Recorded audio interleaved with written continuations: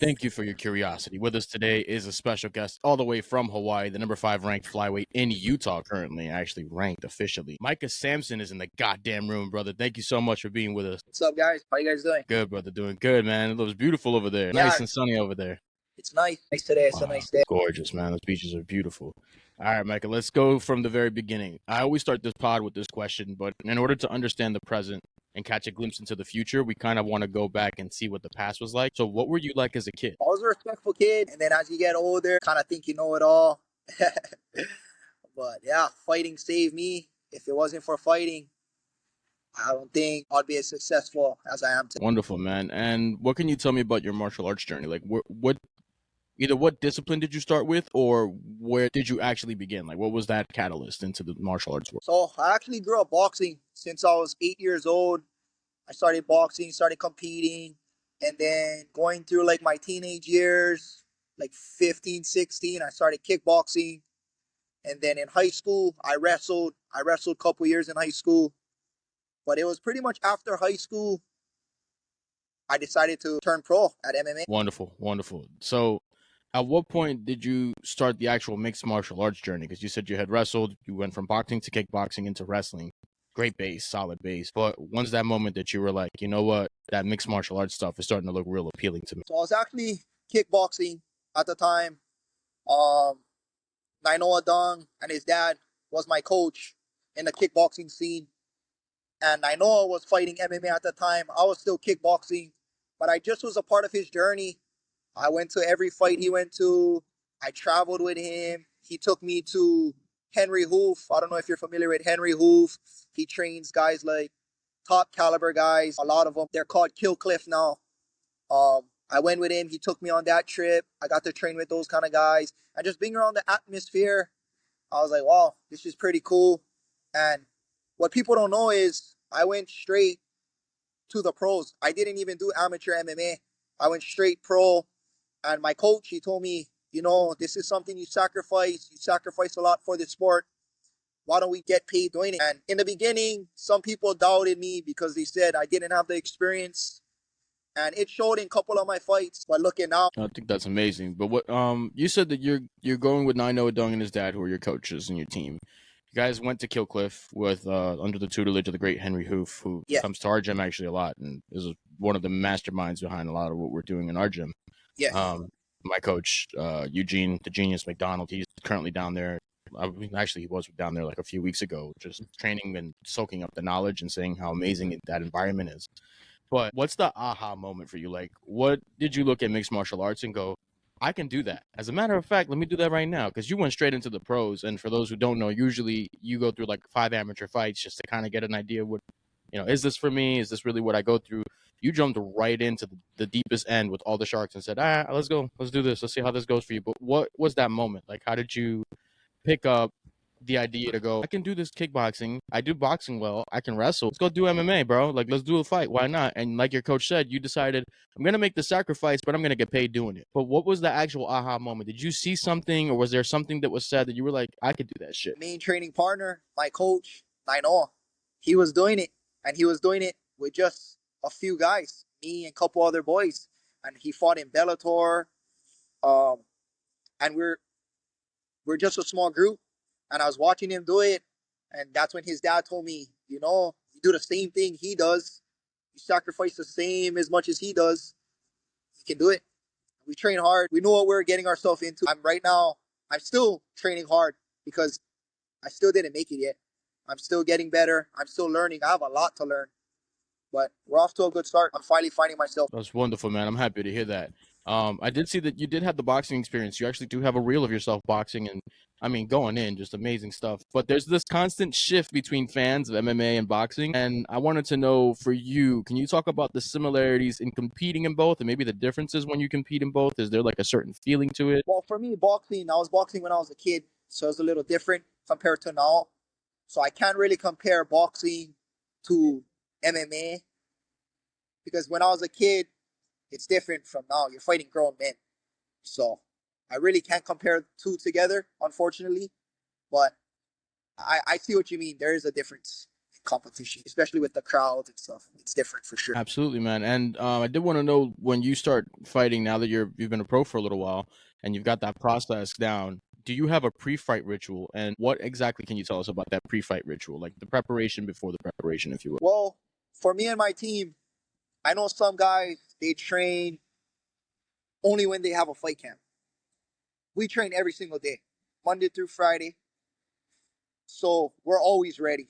We're always ready. Put it in like 8 weeks out. That's our official camp. So we'll probably kick things up a notch. But other than that, we just stick to the basics. We do what we do every day, and we're just, like I say, trained to go. That part is awesome, man. I'm happy that you're one of those guys that's always prepared for a fight. But right before the fight, do you do anything particular? Do you pray a certain way? Do you is there a certain thing that you do to get into the mentality so you can flip the switch? That way, when you get into the ring or the cage and you can go, yeah, I know what I'm doing. I'm here. You better be prepared for what the fuck's on the other end of this. Yeah, for sure. There's a switch. I turned that switch out about a couple weeks out. But other than that, I do the same thing. Wake up, sleep, everything's the same. I try not to change too much because if you think about it, sometimes when you go into the gym, when you train, your best days in the gym was coming from a long day at work, so you can't really change too much. Okay, I feel that. You have an abnormally large amount of calm or cool, because I remember the day that we got into the phone call, you called me and you're like, hey bro, you want to do this podcast now? And I'm like, you're fighting tonight, sir. I don't think that's a good idea. But you didn't even sound phased. You were like, yeah, I'm gonna fight in a few hours. Do you want to do the podcast now? And I was like, I think you should go kick this guy's ass, and then we can do this whenever, man. This is not that important. Yeah, but how do you keep... I thought you wanted to do it at that time. I didn't really know when you wanted to do it because I got a message from you. But yeah, like I said, it comes with experience. Like, don't get me wrong, I get nervous before my fights, but it's normal. It's a natural thing to get nervous. But it comes with preparation. Like, before the fights, I know how hard I train. I know all the sacrifices I did. And there's only one thing left to do, is to show it. Pretty much what it is, man. And I was gonna say, Hawaii has like a rich lineage of fighters, and I grew up wanting to be like BJ Penn. That was my idol when I was growing up. That's the guy that I saw, and I was like, I want to be a fighter because that guy. My coach Adam Colorado actually used to train in Hawaii under Boss MMA and used to compete in the Just Scrap events. But you guys have such amazing roots, so much that our gym here in New York is rooted in Hawaii. It's not even rooted in Brazil. But we had like guys like Kendall Grove, Max Holloway, Yensi Medeiros. Why do you think your people are so prominent in combat sports? Hawaiians are warriors. It's in our blood. Well, yeah, we have a lot of tough fighters. A lot of good fighters come out of Hawaii. And we're just the next wave. And even the next generations and generations going on. That's what's so cool about fighting in Hawaii. It's pretty big. Yeah, I see that, man. You guys and they start very young in Hawaii, and they're really tough. They're actually very skilled, which is scary to see. But do any of the fighters from your island impact or influence your style, the way that you compete? Do you look at guys from back then and you were like, I want to be like this fighter particularly? For sure, like you said, DJ Penn, he was one of my idols. Watching him fight when I was a kid, I was like, wow, that guy is the man. Absolutely, man. And I see that you're an ocean safety lifeguard, given the waters in Hawaii are extremely beautiful, but species to a lot of aquatic life. Has there ever been a moment where you had to kind of second guess yourself while you're right there? Have you ever had a moment where you went to go help somebody and you kind of like had a moment of hesitation because you saw something in the water and you were like, oh hell no, this ain't it? Yeah, we see a lot of crazy stuff working at the beaches. A lot of people think it's sunshine and rainbows, but the water and Mother Nature can turn on you real quick. But we have one of the best, especially in Hawaii, we have the best lifeguard team. Everybody does their part. We keep the beaches safe. That's wonderful. Can you ever think of like one specific incident that made you kind of like second guess yourself? You were like, oh shit. To be honest with you, there's a lot. The list goes on and on. But we train, as much as I train in fighting, as being a lifeguard, we train, we run, we swim in the waves. Whatever the conditions is, you have to be ready to respond. Absolutely, man. And my last question regarding your home, but during the last Crown Fighting Championship event, Hawaii, I believe, went 4-0 for the night with 4 finishes. Yeah. How did you feel about all the Hawaiians fighting that night? And was there like a certain amount of camaraderie between you guys, or were you all just extremely happy that like everybody from Hawaii won that night? That's what we were trying to get to. Is that like a manifest destiny kind of moment for you? Yeah, that was the goal. And yeah, for me, there was a lot of pressure because I was the last one. So everybody's celebrating. I was like, damn. Then they bumped me up to the main event. I was like, damn. But like I said earlier, we prepare for these moments, and I was ready. I was ready. But yeah, the boys put on. A couple of my teammates fought. Maika Samson, he's an upcoming amateur. Andres Camacho, one of my main training partners, he's an upcoming prospect too. And we're all still young. We're still getting better. We all train under Nainoa and his dad. And then we have another one that won that night is Kael. He's from Hilo, but he cross trains with us too. So it's pretty cool. We all stayed together, enjoyed fight week together. It was a fun experience for sure. Absolutely, man. And speaking of that amazing night of fights, you won via guillotine in short order, I might add. I don't even think we went out of the first minute of the first round. But you were so calm and composed. And I did ask you how you kept so calm in the fight. But are there moments in a fight when you kind of, because you don't seem to lose your composure, but like, what is it about being in a bad situation that you're able to relax? Because I see a lot of guys, especially in the beginning of their career, they get kicked with a really bad leg kick and it makes them spin, and then all of a sudden they start to panic. How do you keep yourself from that panic and just go, you know what, it happened, move on from it, and then eventually you won? So you obviously saw something. You were like, I can get this. I got this somewhere. Just training and hard work. That was my downfall in my other fights because I didn't have the experience. But with the experience, we're good. You're safe. You get put in a bad position. You're good. Take your time, and capitalize on that. Absolutely, man. And was there something in CFC, the Crown Fighting Championships that you just competed in, that drew your attention? Because I do see that there's a lot of young talent. Like you said, there's a lot of guys from your teams that are going over there. Was there something in that promotion particularly that you felt would benefit your career? Yeah, for sure. The promoter, Aaron, shout out to him, Aaron East Reese. He's been taking care of us Hawaii boys, giving back to the Hawaii boys. Nainoa, he's a champion in Crown. He's a 155-pound champion. And eventually, my goal, I want to own a belt in that organization as well. Yeah, it's pretty cool. It feels like home already. We fought there multiple times.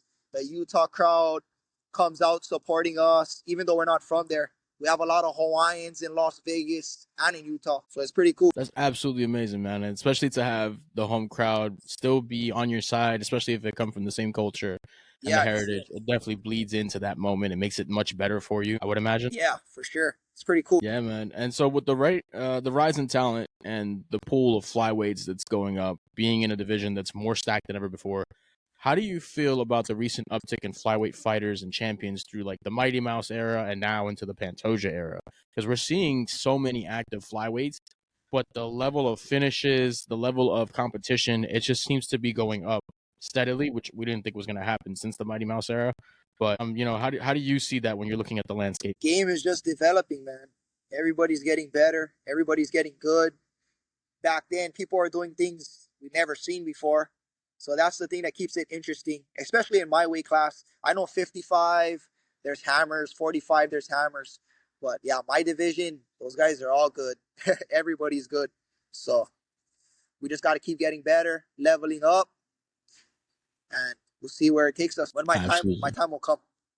That's exactly what I was going to ask, because you're very, you're young and still got a lot of talent. You've got a good amount of experience already, but like in the next 5 years of your career, because usually I go for 7, but I'm going to say 5 years. In those next 5 years, do you have any specific goals, or is there something that you really want to get as far as experience? 5 years, that's a good question. Just nothing changed. Still do what I do. Everybody's getting better in the gym. Keep getting better. And yeah, that was a tough question.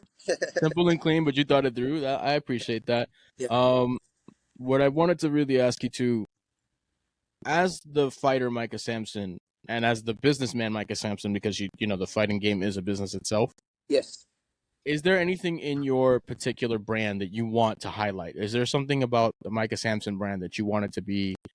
Everyone wants their brand to be Nike, but like in your mind, how do you want your brand to be seen by fans and by those who decide to continue to support your career? Hope you're enjoying our episode. We are at the halfway mark for those of you who are like Maika, who are scrappy individuals, and for those of you who are just interested in training martial arts. I want to let you know that equipment is a must. And that brings us to today's sponsor, Sanibel. With Sanibel, get high quality equipment at great prices. These are the same pieces of equipment being used by fighters in the UFC like Max Holloway, Sean O'Malley, Gilbert Burns, and more. The fighters also have their own kits, so if you want to support your favorite fighter, you can purchase their kit, or if you just want to be like them. Make sure to go to sanibel.com/GOTDAM for 10% off or use Gotsdam at checkout. And no, that's not the word your mama said you can't say. That's GOTDAM at checkout. A portion of the sales also goes back to me to help support us at this channel.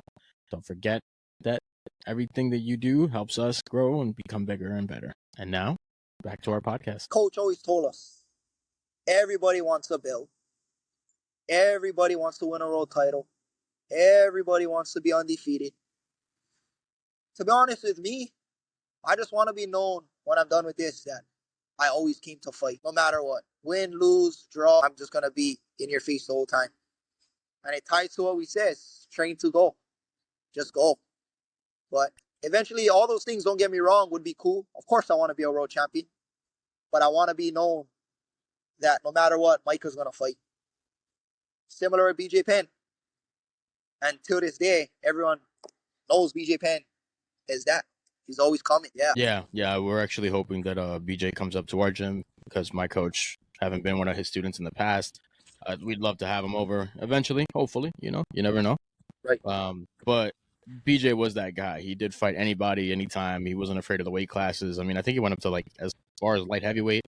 And that's not a small feat when you consider he fought Lyoto Machida at light heavyweight. And that's terrifying because we watched those matches. You seem to be like so enthralled with the martial arts world and you seem to be super happy to be a fighter. Were there any particular area or era in MMA that made you really like fall in love with the sport? Not just watching the fighters per se, but like I grew up during like when the Pride era was still booming, like right at the end of the Pride era. Was there any particular era or was there specific fighters that when you saw those guys fight, like that really made you want to do this? Not really. I just love fighting. And I feel like it's my only way out. I do it every single day. It's all I know. You put me on a computer, I don't know what to do on a computer. You put me in a construction field, I don't know what to do. But I love helping people. That's why I'm a lifeguard. And I love fighting. Something I love doing. Absolutely, man. And then with that in mind, since you do have that love for the fight game, you said Nainoa Dong and his father you've been in their, team and they've been in your corner for the entirety of your career. Has there ever been any sage wisdom that you got from either Nainoa or maybe a teammate of Nainoa's from another gym that he was in, or maybe even a fighter on a card? Maybe you met somebody that, was somebody that you highly respected. Did they give you any sage advice? A lot of guys did. I don't remember exactly what they say, but all my teammates, they're all my idols. I want to be just like each and every one of them in their own way. They inspire me to do better every single day. They push me to where I'm at today. And yeah, everything they do in fighting or even in life, that's why I want to be like them, for sure. Absolutely, man. And you get to have such a great experience, but can you talk about the story of how you ended up in like the same team as Nainoa Dung? Like what exactly had happened that you had ended up on their gym, you're kickboxing under his father's tutelage, but how did that actually come together? So me and Nainoa didn't really know each other. We knew of each other, but we wasn't like close when we were kids. But we grew up boxing. Everyone knew who he was. I was fighting on the undercards of him in boxing from when we were like 9, 8 years old. And then, I kind of was done with my boxing career. I kind of wasn't boxing anymore. And then we got a call. Nainoa was putting together a small team of young boys. That's how we got Young Boys Incorporated. He invented Young Boys Incorporated. It was just a small group of young boys that wanted to train. And yeah, his dad took me on there. And I did kickboxing. I think I went on like 4-1. I was doing good in kickboxing in the Hawaii circuit.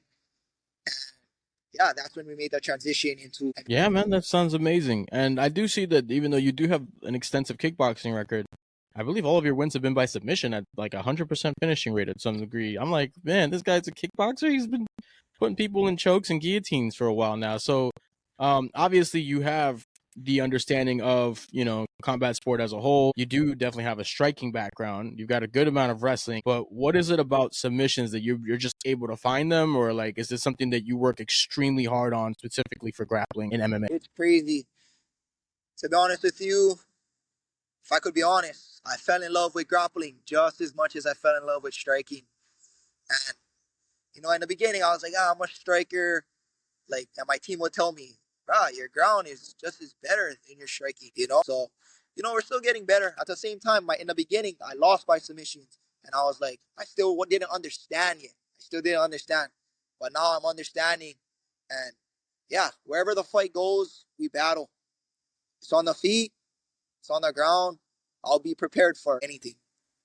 Yeah. Absolutely, man. Was there like a moment where you either trained or was there like a grappler that you saw that your brain was like, oh, wait a minute, this isn't as hard as I thought it was. There's something here. No, it started with my pro debut. I think it was the fight after that. I lost by submission and I was just bombed. I was like, damn. So I started doing the jiu-jitsu tournaments, the Nagas. In Hawaii, we have the Triple Crown. And Nainoa took me to San Diego. I got to train with high-level guys. And from it was that point on, I was like, I'm going to take my grappling serious. And we still are. I still am taking it serious. I'm still learning every day, watching videos. Love watching Charles Oliveira, Islam Makhachev, those guys. And I just study because I told myself, it's going to happen eventually. But I'm done. I don't want to get submitted anymore. I get that, man. I know a lot of guys that are super solid stand-up. And the minute you take them down, you can see it. They kind of sit there like dead bodies. And you're like, damn, that kind of sucks. That has to feel so helpless. And you don't want to feel that helpless again. Nope. When I watch your fights, man, and when I'm watching them, I'm like, man, this guy's actually looking for a finish. Do you go in there with the intention of like, okay, tonight we're going to get into a fight and I'm going to whoop this guy's ass and it's going to be over and that's the end of it? Or do you go in there with like a specific game plan that coach is like, we're going to do this in the first round, this in the second, and this in the third? Or do you just go in and you're like, I want to finish this guy now before, or there's anything else? That's just the way my coach trains us. Every punch is with bad intention. We're always trying to finish the fights. Like, all the boys that train with us, we're actually coming for your head. Right when that bell ring, I'm coming. We're looking for the finish. But at the same time, now we're adapting to where take our time, pick them apart. But yeah, we're coming. Right when the bell, we're coming. Yeah, for sure. And that's what I want to be known as. Or like I said earlier, always coming. I feel you. And I get that because there's a lot of guys that get complacent with, they get that top 10 spot and all of a sudden they're like, nah, I don't really want to fight that guy. And that's something that killed boxing, in my opinion. Boxing before was so fantastic because the best fighters would fight the best fighters. And even if they lost, we didn't give a shit. Roberto Duran could lose 100 times. I'm going to go watch Roberto Duran fight because when he fights, he's trying to kill you. And we love that shit. As fight fans, especially. I think the problem, though, is that unfortunately in MMA, I don't feel like enough fans are educated. And that's where I think the common denominator is with fight fans, is that we need to try to educate them a little bit so they understand what they're seeing. Because they were booing, Lord Jesus, I forgot who Carlos Vera was fighting, but the young Japanese kid that has like amazing ground game. They were fighting and the crowd was booing them. And like, if they understood the transitions that they were seeing, they would never boo. Like, I was in shock seeing those transitions. People just want to see fights in action. Yeah. And with that, and as well as the guy that's up and coming, clearly you're all about the action and everything. But do you ever think that like there's a time and place where you're going to go, I can't really placate the fans and like just stand there and get hit because that's fucking dumb. I'm not going to win. Sure. Yeah. And then are there times where you're seeing it like, I got to make sure that I do this for the right reasons and that when I'm attacking, I'm attacking, and when I'm defending, I'm doing it intelligently? Well, it comes with maturity. It comes with age. It comes with experience. And I'm slowly putting it together. Like I said, I have a lot to work on, but it's slowly coming together. I'm finally finding myself. Absolutely, man. And we're in 2024. You've already fought once this year. How many fights do you intend to try to get this year? Or at least do you have an idea, a roundabout number? Because I know, as you stated, you want that CFC crown title, and that's an amazing promotion. It's up and coming in Utah, and it seems to be producing some really great fights, as well as some people that maybe you wouldn't look twice, but then once you see them fight, you're like, oh shit, this is legit. Well, I lost, and I just won this one. I need about a couple more. I need about a couple more wins. Like I said, I'm not in a rush. But I do need, before we even talk about a title, I need a couple more wins, and then we can go from there. That's a very grounded answer, man. That shows a lot of maturity. But is there, looking at the top of the division at CFC, are there any matchups in that top 5 that you really like for yourself? Like, when you see them, you're like, our styles would go so well together if we fought. Not really. I know there's a lot of tough guys from Utah, Las Vegas, in that area. But, yeah, not really. I kind of don't have an answer for you on that. Could be anybody. We just got to prepare and just wait for my opportunity. Absolutely, man. So My final question is, sorry to make this as fast. I know you're working, so I want to make sure that Yeah, we you're keep good. the I'm time on limit. I'm on my lunch break. I came to another beach. I'm at the beach down there, but I ended up taking my break coming to this beach. Absolutely, man. We definitely want to take up all of your break time, though. So, Right on. real quick, I want to pick your brain on this one. When it's done, when you hang up the gloves, you know how that beautiful ceremony where you take your gloves off, you put it in the middle of the mats, and it's over. The career's done. You have turned every stone. You've done everything that you wanted to do. When you leave that cage and then they start talking about your legacy, what would you like your legacy to be as a fighter? That's a good question. Um, well, first and foremost, my family, my friends, and all my supporters. I want them to know that I did my best on the business side and the fighting side. Financially, but yeah, like I said, I'll always be in fighting, even though I'm not fighting. We run our own gym. We train kids. We train people. So it's pretty much we tie it back to earlier, like people to know who I was and what I brought to the table in every fight. Absolutely, man. That's that warrior answer, brother. I was expecting that, but had to ask. Yeah, Um, Coming up next in your fight career, I don't know if you have anything planned at this time or if there's any competitions you're going to be doing, and maybe your team's going to be competing soon. But can you let the people know where they can follow you? I'll also put your IG link in the bottom. And what's next for you in your career? yeah, we got some fights in August. We got some MMA fights in August. Also, one of my teammates, I think he's 14 years old. His name is Raiden De La Cruz and Zerika Singh. They'll be fighting in Hungary, Budapest on the Team USA Waco Kickboxing. So yeah, shout out to those boys. They train hard.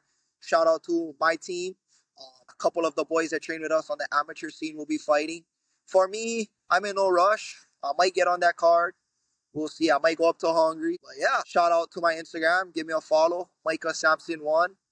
Shout out to my family, my friends, my supporters, my sponsors, and my team. And shout out to you for having me on your podcast. Absolutely, Micah, man. It's been a pleasure to have you, brother. I want to tell everybody at home, thank you so much for your curiosity. Thank you for your time. Maika Samson has been with us in the goddamn room. We had a great time. Wonderful conversation. Maika, look forward to having you on back again in the future. And best of luck, brother. We'll be watching your career. Right on, brother. Take care. Take care, brother.